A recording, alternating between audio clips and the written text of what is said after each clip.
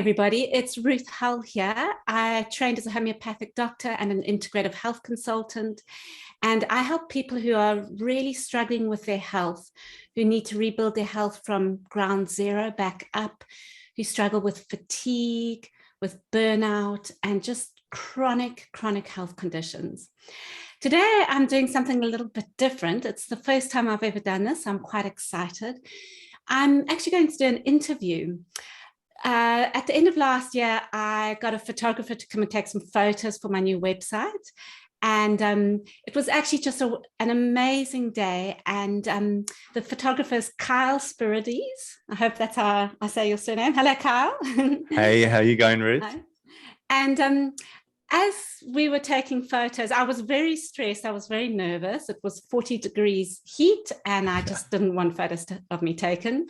But it turned into such an enjoyable day. And Kyle told me his own life story and his journey with his health. When he was in his teens, he developed a heart problem. And his story is phenomenal. It really is. I found it so inspiring. And I thought I'll just share it with you today, because I know that a lot of you are stuck and struggling with chronic health conditions where you think there's just no help, you think there's no answers, and you feel really depressed and down. So I'm hoping Kyle's story will inspire you and show you that there is a big future out there. He's actually written a book on it as well, Decide Your Destiny, and it's coming out very soon in the next couple of weeks. And so, yeah, over to you, Kyle. Do you just want to tell us your journey?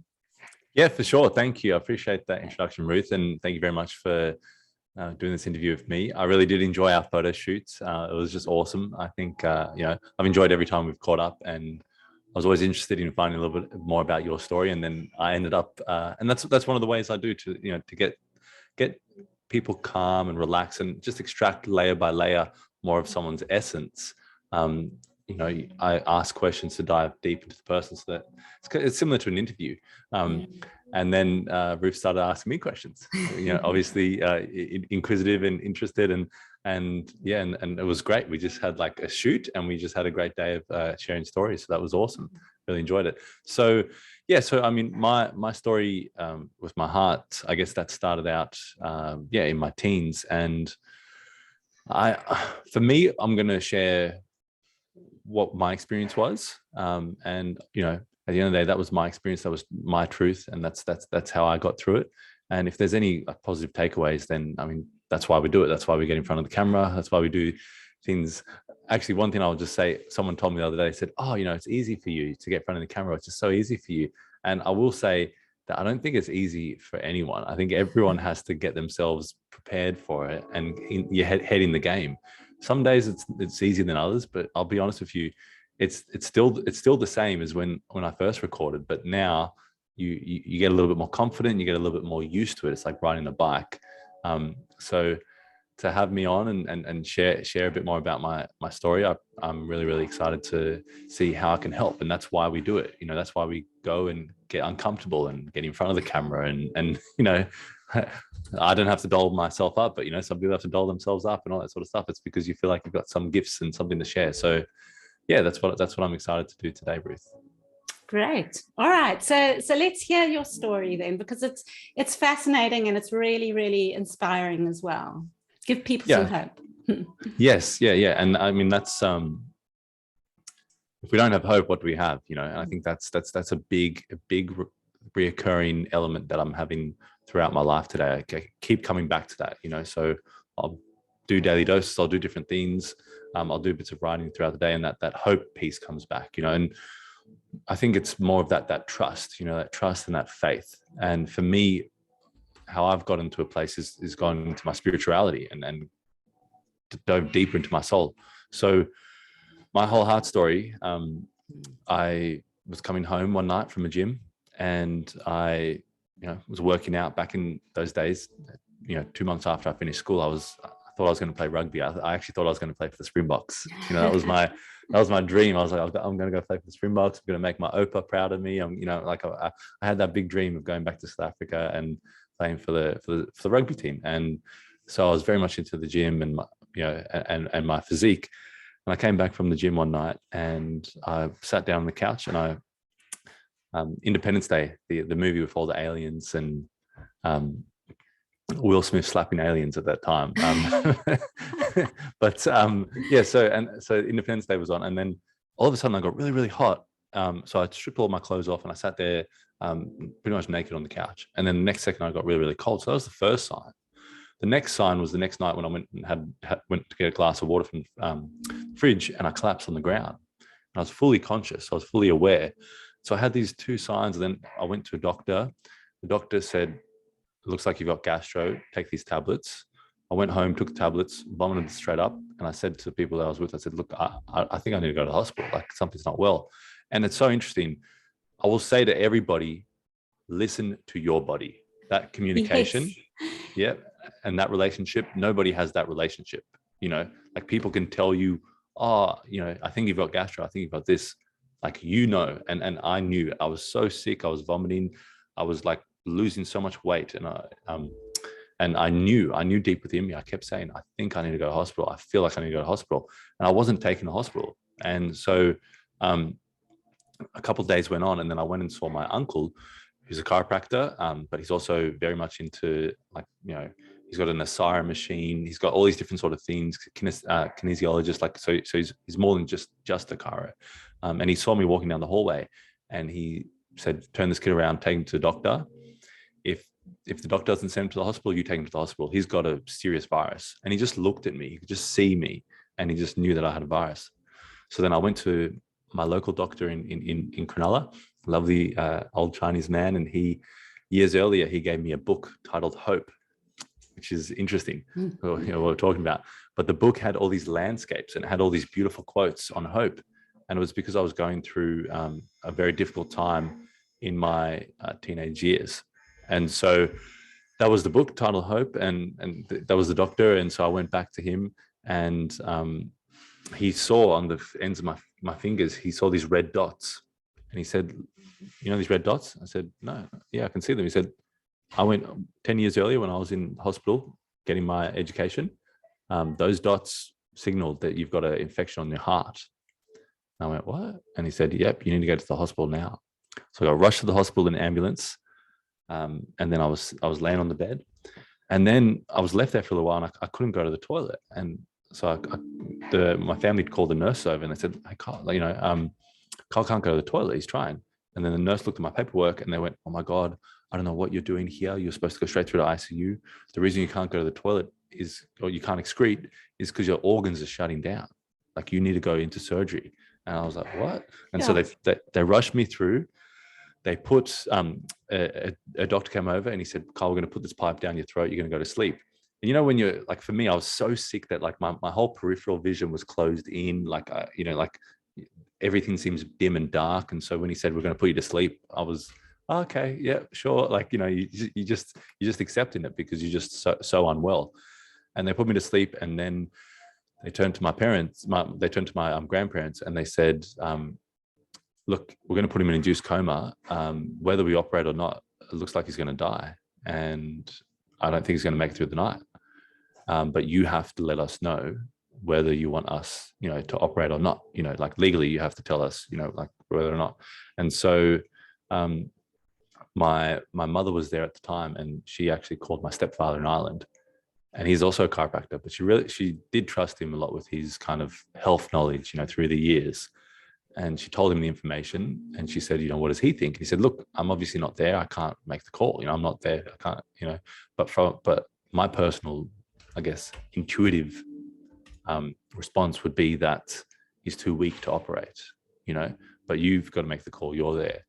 And so they decided not to operate. I woke up like about a week later, and they flew my stepfather over. So my stepfather that was on the phone, he got flown over. And he told me that what had happened is I had a 3 centimeter bug on my heart valve, eating away my heart valve. Whoa. Yeah. So not what I was expecting. Yeah, not what I was expecting. And so he said, what you entered into this hospital with you have a 33% chance of surviving. And at any moment, like, you could go, like at any moment you could go. And that's when the idea of like every heartbeat, and so it's like any moment you could go. So he said, look, here's the paperwork. If you want to go and have an operation now, you can go have an operation. They're going to cut off this chunk of your heart. They're going to put a metal attachment on. You're going to have to be on these drugs for the rest of your life. This is how your life's going to be affected, And then I went, okay. And he said, there is another option, and it's called the alkaline diet. I said, what's that? And he said, well, I've done it with a few people successfully. And basically you have a fast, with alkaline juices, a juice fast, and you basically extract, you're changing the ecosystem of the body. And Ruth will be able to tell you much more than in detail. But yeah, you change the ecosystem of the body so that the body the bug doesn't have any more anything to sustain it. No proteins, no sugars, no carbohydrates. Just purely high alkaline foods. And he said, that's the theory. And so I said, do you think it would work? He said, yes, but you have to make the decision. And so I guess that's where I had to make a big call. And I said, look, I trust you as a man, Ward. I trust you've always done right by me. You've always looked out for me. Very difficult times in my life, you've always looked out for me. I trust you. Let's give this a go. And then, little did I know, he had a beetroot juice packed in his backpack, ready to go. And so he handed it to me, and I had the juice, and instantly I regretted my decision. I hated the taste of that thing. I tell you, it was. So anybody out there who's had a juice and they go, I don't think anybody drinks it and goes, As you get into it, as you've had it for weeks and weeks, your palate, totally changes. Yes, you get used to it, hey? Yeah. As you know, our bones every 6 months, everything's regenerating, everything's changing. So yeah, I was able to develop a liking towards it. But I had juices and I had salads for so I was in hospital for 6 weeks. I had juices and salads. And yeah, that's what I did. But I can dive deeper, but I'll let you. And it's like how many years later and you're still around? So yeah, it's still beating. Family members, people, how's the heart going? I'll just say it's still ticking. It's still ticking. Well done, hey. I just think it's amazing, and I think that what we often don't do is we don't listen to our body and to the symptoms. We get all these little warning signs before things go really wrong. And so often people ignore them and keep pushing. And it's really important to listen to your body and also to trust yourself and make decisions for your body yourself. You don't always have to do what everyone tells you. Yeah. Unless you're my children, and then you have to do what I tell you. Exactly. Yeah. And that's so hard. That's so hard for so many of us. I mean, I had a very different experience. I was I was out of home at like the age of 14. I had nowhere to go, and I went and lived with my grandparents, my Australian grandparents. So there's no relation to them, and so I had a very different upbringing for a lot of people. But I had a very intense, controlling, horrible sort of younger years and very traumatic. And what I actually realized, and I've gone through it, I've had 11 years of reflection. So I'm not telling anyone else that this is what's true for you. But for me, what I realized was that I compressed all the emotion, all the trauma. I actually compressed, and I would cut myself off from experiencing connection, which is so interesting. With photography, what I'm looking for is to connect. I'm looking to connect to the soul, connect to the person. But I had such trauma or poor experiences from people that were supposed to be the people that would connect with you the most, your parental figures. And so I cut myself off to, in my mind, protect myself. And I truly believe, and I've got to the stage where I actually believe that I created the environment for this bug to exist. I think emotionally I created the environment. And for anyone that's struggling with that thought, just think about what happens when someone tells you a terrible bit of news. Think about what happens to elderly people as their body becomes weak, their shoulders, go over, they go into that fetal protective position. So there's so many things that emotionally that actually affect us. So for me, I truly believe that that's what happened to me. I personally prefer that. And that's been hard. I'll be honest with you, because, you go in, you have this experience. It's been 11 years of very conscious, detailed management of my heart and awareness and tests and procedures and there's been different all sorts of different things that have gone on in those 11 years. So it's not click and you're good. So I totally understand for people out there who are dealing with chronic illnesses and struggling with things that they have to face day to day. And for me, I got told by the cardiologist, I got told, look, it was a 1 in a billion chance that you got this bug. There were 8 plausible reasons. We can't figure out what it was. It was a 1 in a billion chance. And for a while, I accepted that. And I went, okay, I'm probably happy with 1 in a billion than it was something that I did. And I think I kind of tricked myself into believing that. And then until spiritually I evolved and I went, actually, I created this environment. And that helped me to bring control back into my life. And I think that's, to the point of responsibility and taking ownership and control over your life. That's what I'm so big on talking about, through Decide Your Destiny and then the book and the movement is taking that ownership, taking that authority back over your own life, because doing that is when you can actually really start to, I think, play in life and express and create, so taking that back, that creation ability back into your life. Yes, you're just saying exactly what I believe in life and in health. I think that it's our emotions, it's the journey we go through in life, the trauma, the pain that sort of creates the environment for poor health or for illness. And I actually run a program for people with fatigue, and half of it is, like chronic inflammation and gut health and all the sort of physical things. And then the other half, and the part that people find the hardest, is the emotional work and the letting go and the understanding who you are and where you come from. And I find if people can really do that deep work, they heal. If they ignore the darker, deeper parts of themselves, there'll be one health condition after another. So tell me about your book now, and what you feel about spirituality and what you've learned, because I think you've got so much to share. Yeah, I got plenty to share. And I was actually at a workshop of you and Sharon's, and I noticed, actually, it's so funny. I heard this recently. It was someone was talking about they stopped highlighting or underlining things that in books, and I was like, oh, that's an interesting perspective. Like, why do they do? And they said it was because all they were doing was just re-agreeing with what they already agreed with.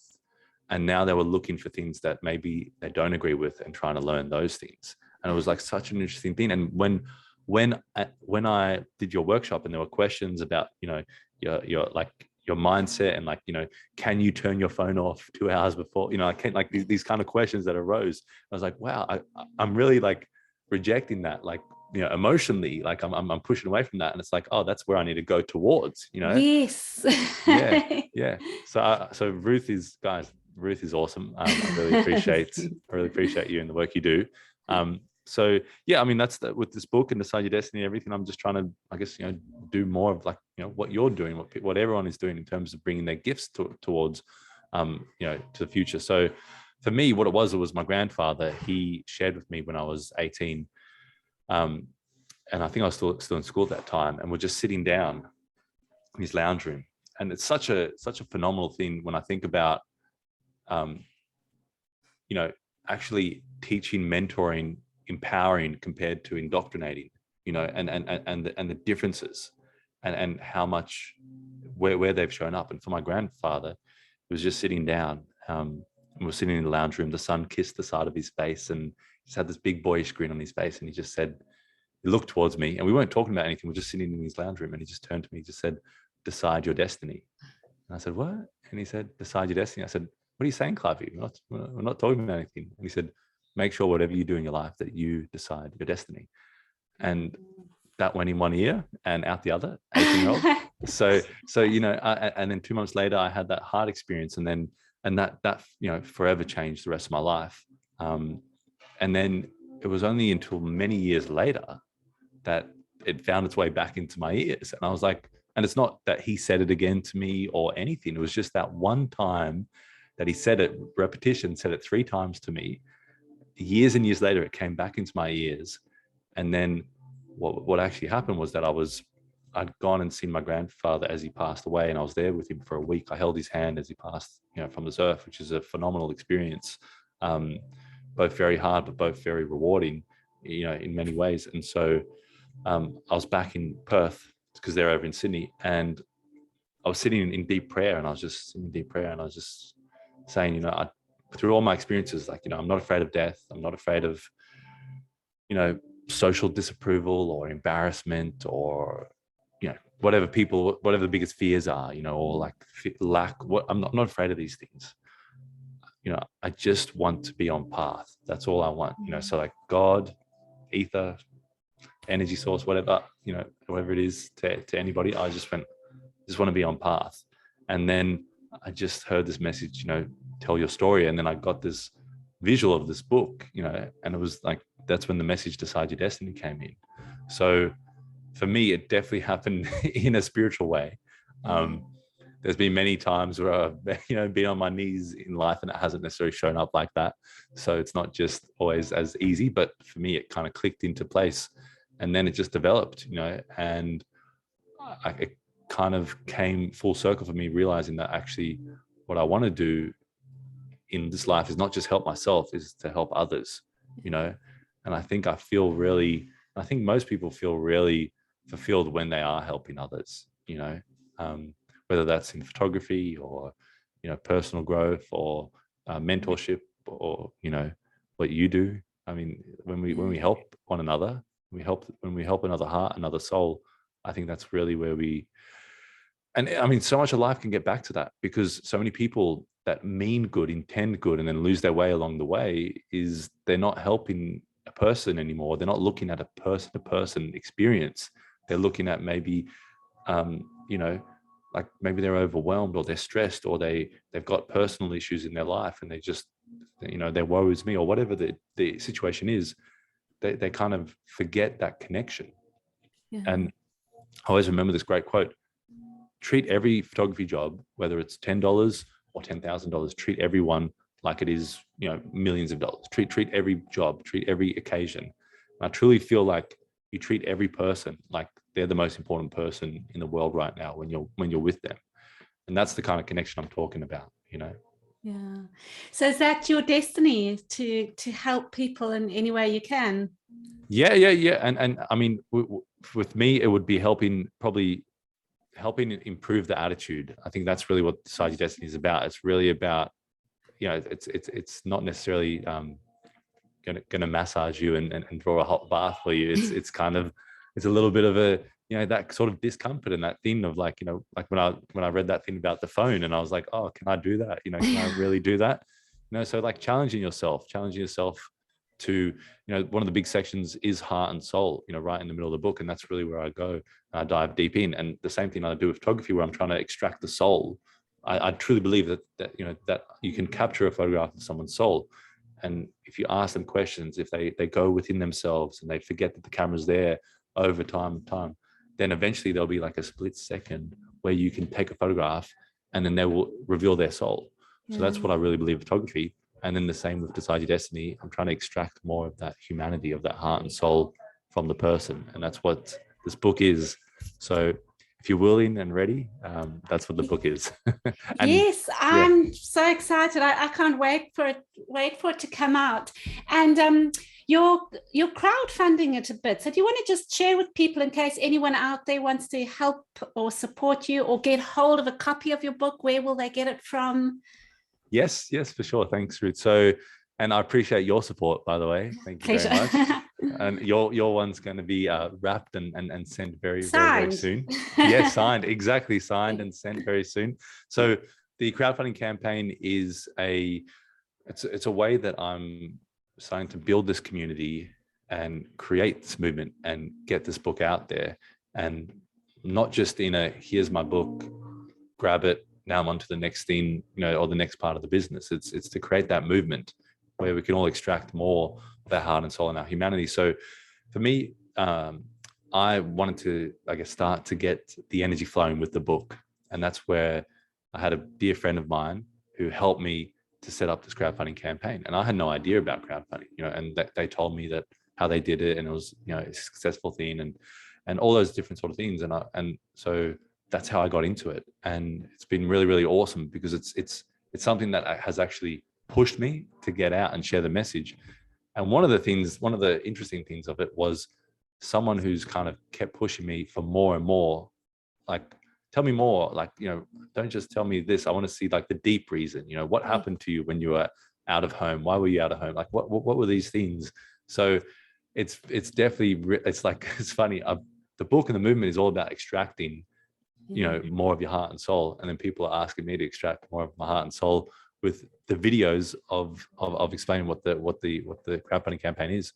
So it is a campaign where there's like 8 different pledge levels where you can pledge your support, from $10, and it goes all the way up. And at different levels, you get different things. So you could get the ebook, or you could get the printed copy. And yeah, that's at the moment, that's where I've got 6 days left. Okay. So this is, this is very timely. I think when this comes out, it will be 3 days. So yeah. So I'll put the link to it will be in the notes. And do you have like a website people can look at? Correct. Or Yes. So the website is decideyourdestinybook.com. okay. Nice and easy. Decideyourdestinybook.com. Perfect. Okay. Yeah. Okay. And is there anything else you want to share with people?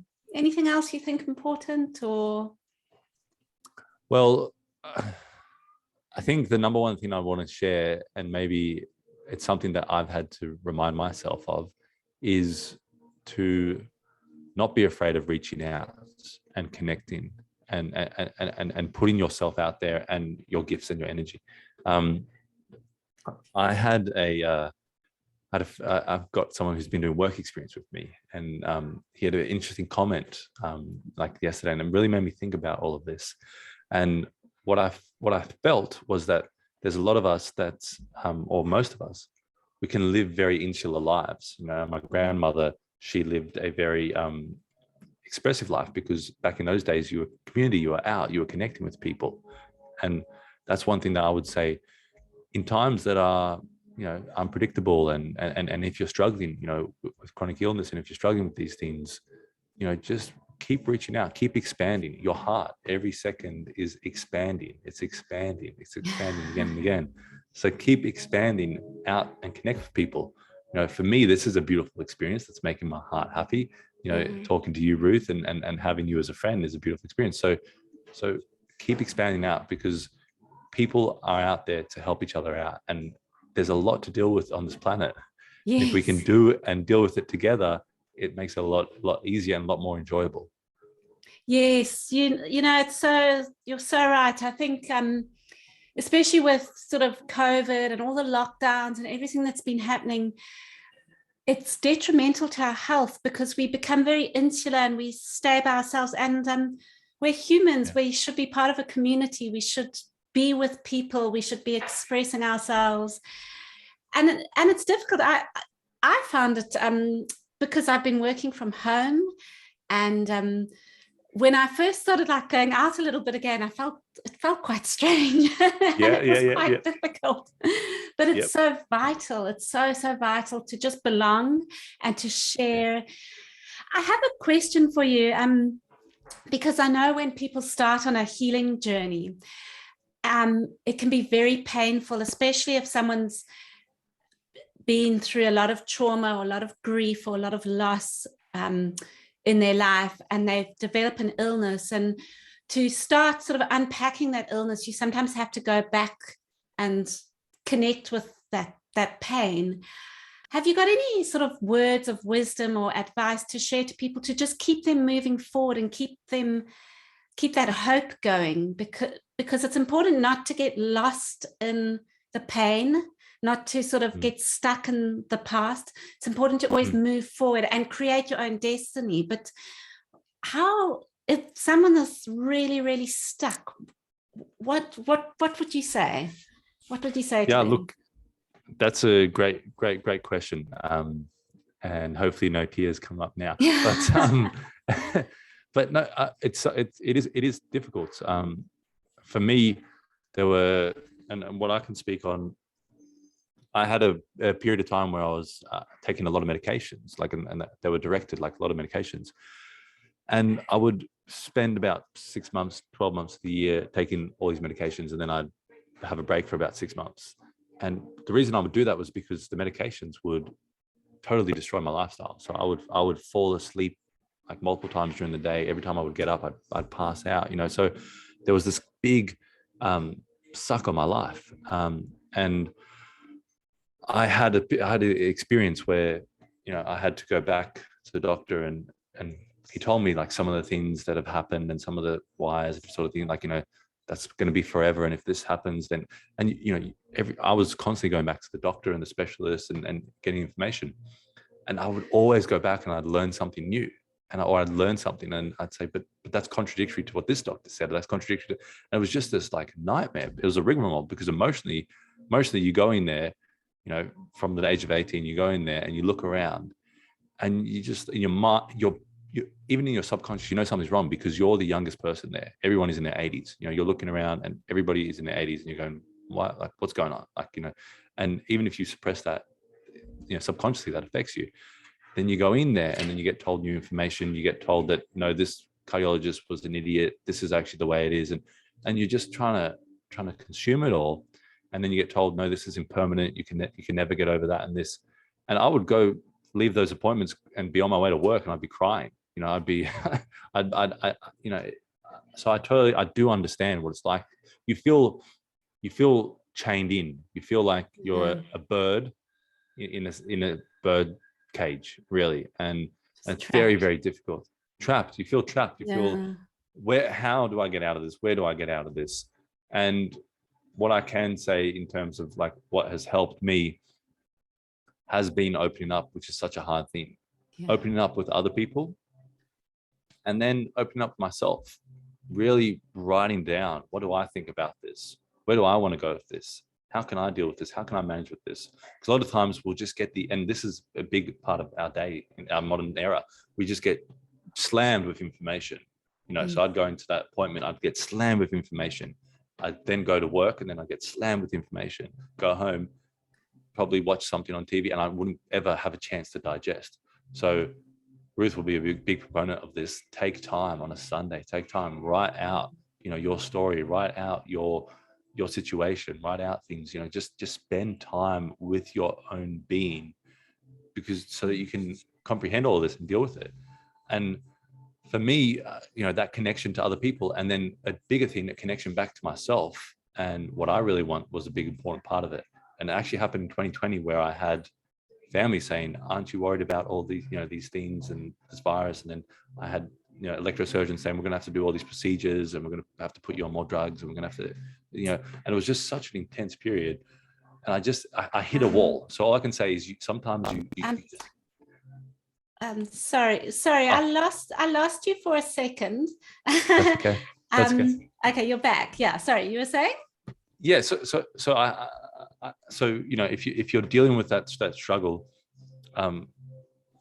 find a way to keep going, you know, and I know sometimes it doesn't seem like there's a way out, but if you keep going, if you keep trying, if you don't give up, you can't lose. Yeah. And that's what it is. You know, you got to keep going. And for me, I had this in 2020. I had this compression every way, and I just felt, and it feels like less than a cage. It feels like walls kind of compressing in on you. Yeah. And I just hit a wall, and I just went, you know what? F it, you know. And I went, I'm going to just get up tomorrow morning. I'm going to go for a run. And I had this program. I got up every morning. I went for a 45-minute run. And it's amazing, because you can think that you're over things, but I would get up. I'm